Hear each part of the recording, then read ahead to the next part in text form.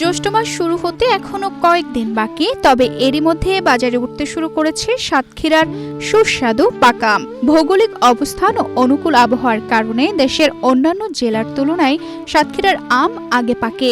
তাই জেলা প্রশাসন ও কৃষি সম্প্রসারণ অধিদপ্তরের নির্ধারিত ক্যালেন্ডার অনুযায়ী আজ থেকে আনুষ্ঠানিকভাবে গাছ থেকে আম সংগ্রহ শুরু হয়েছে। রাজশাহী থেকে আসছি সাতক্ষীরাতে বিষমুক্ত আম কেনার জন্য। তো জেলা প্রশাসকের নিয়ম অনুযায়ী আজকে 5 তারিখ, আজকে আম হারভেস্ট হয়েছে। তো আমরা আম কিনছি, আল্লাহর মতো স্বস্তি সহকারে আমরা আম কিনতে পারছি। তো সাতক্ষীরা আমাদের গোবিন্দভোগ আম আজকের থেকে ভাঙা শুরু হয়েছে। সোমবার সকাল থেকে জেলা প্রশাসন ও কৃষি সম্প্রসারণ অধিদপ্তরের আয়োজনে আম সংগ্রহ কার্যক্রম শুরু হয়।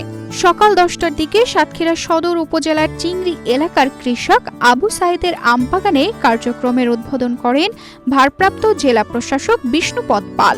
উদ্বোধনের পর থেকেই জেলার বৃহৎ আমের বাজার সুলতানপুর বড় বাজারে বিভিন্ন জাতের আম উঠতে শুরু করে। সাতক্ষীরার আবহাওয়া অনুকূল থাকায় এবছর আমের গুণগত মান অনেক ভালো এবং বাংলাদেশের সব জেলা থেকে পাইকারিরা আসছে।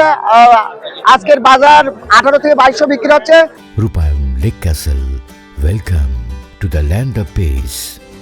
আমের বাজার ঘুরে দেখা যায় নানা জাতের আমে ভরে উঠেছে বাজার। মৌসুমের শুরুতেই আম বাজারে আসায় দামও তুলনামূলক কম রয়েছে, তবে ক্রেতাদের আগ্রহ ও চাহিদা অনেক বেশি। হিমসাগর, গোবিন্দভোগ, আমরুফালি, ইউরোপ, আমেরিকায় এই আমগুলো রপ্তানি করা হবে। কৃষি বিভাগ জানায়, আবহাওয়া অনুকূলের কারণে এবছর আমের বাম্পার ফলন হয়েছে। জেলায় প্রায় 4140 হেক্টর জমিতে আমের চাষাবাদ হয়েছে। উৎপাদনের লক্ষ্যমাত্রা ধরা হয়েছে প্রায় 70,900 মেট্রিক টন, যার বাজার মূল্য প্রায় 350 কোটি টাকা হতে পারে বলে আশা করা হচ্ছে। আজ আমাদের 4140 হেক্টর জমিতে 70,000 মেট্রিক টন আমের উৎপাদন লক্ষ্যমাত্রা নির্ধারণ করা হয়েছে। আমরা আশা করছি যে আমাদের কৃষক আমের যে যত্ন নিয়েছেন এবং সঠিকভাবে বাজারজাত করতে চান, তাহলে কৃষক লাভবান হবে। প্রায় 300 থেকে 350 কোটি টাকার আম নিয়ে বাণিজ্য এই জেলাতে হয়ে থাকে। আমরা আশা করছি। ভারপ্রাপ্ত জেলা প্রশাসক বলেন, নিরাপদ ও বিষমুক্ত আম নিশ্চিত করতে প্রশাসনের নজরদারি অব্যাহত থাকবে। যদি কেউ ফরমালিন বা কেমিক্যাল যুক্ত আম বাজারজাতের চেষ্টা করে, তাহলে তাদের বিরুদ্ধে কঠোর ব্যবস্থা নেওয়া হবে।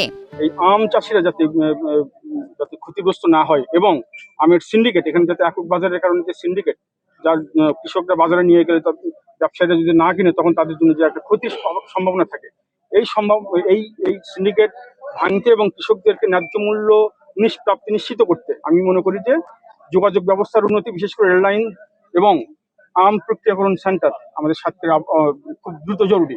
কৃষি বিভাগ আরও জানিয়েছে, এবারও সাতক্ষীরার আম বিদেশে রপ্তানি করা হবে। ইউরোপ ও আমেরিকার বিভিন্ন দেশে 100 মেট্রিক টনের বেশি রপ্তানির সম্ভাবনা রয়েছে। এজন্য স্থানীয় কৃষকরা প্যাকেটজাত ও নিরাপদ পদ্ধতিতে বিষমুক্ত আম উৎপাদনে গুরুত্ব দিচ্ছেন। এবং আমাদের এই বছর প্রায় 100 মেট্রিক টন আম বিদেশে রপ্তানি করার লক্ষ্যমাত্রা আমাদের নির্ধারণ করা আছে। জেলা প্রশাসন ও কৃষি বিভাগের নির্ধারিত ক্যালেন্ডার অনুযায়ী আগামী 15 মে হিমসাগর, 27 মে ল্যাংড়া এবং 5 জুন থেকে আম্রপালি আম সংগ্রহ ও বাজারজাত করা হবে। তানজিদা রহমান, ইনায়া, বাংলাদেশ প্রতিদিন।